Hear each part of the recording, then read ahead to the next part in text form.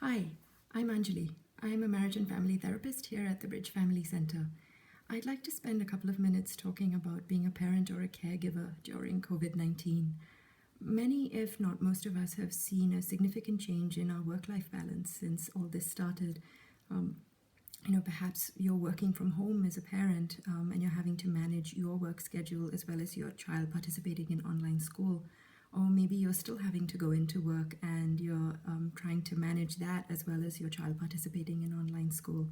So all these changes happen so suddenly, almost overnight, and they can be stressful and they can lead to feelings of guilt or inadequacy if we feel we aren't being as present for our children as we would like or being able to give them all the attention that they need. If you are feeling that way, it's completely understandable. There are some strategies that you can use to help with those feelings. The first strategy is the idea of good enough parenting. Now, the idea of good enough parenting centers on the belief that it's unrealistic to expect perfection from parents. Instead, it's better to focus on the idea of meeting your children's needs adequately. Now, of course, that's going to look different to each of us. All of us are going to have different ideas about what constitutes being good enough for our children. But during this time, you might find it helpful to ask yourself, what can I let go of in terms of my expectations of myself as a parent? So, for example, is it okay that my child has a little bit extra screen time than I would normally allow?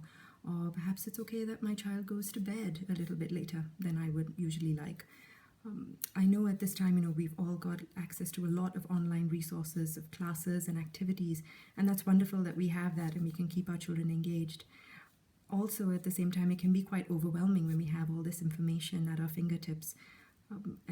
If you feel like you aren't filling your child's day with all these extracurricular activities, then don't beat yourself up about it. It's okay. Just do what works for you, what feels right for you, and that will be good enough for you and your family. The second idea is one of radical acceptance.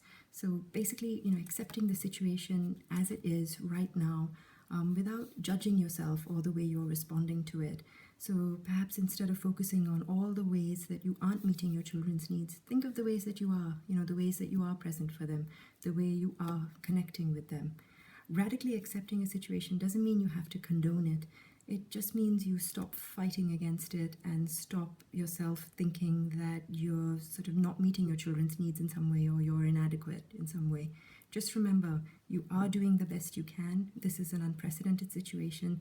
None of us have experienced this before. We've not lived through a pandemic, so we are just doing what we can. And finally, just keep talking, keep communicating your thoughts, your needs, your worries, whether that's to an adult family member, to a friend, or even to a therapist if you feel like you would benefit from some mental health, from talking to a mental health professional.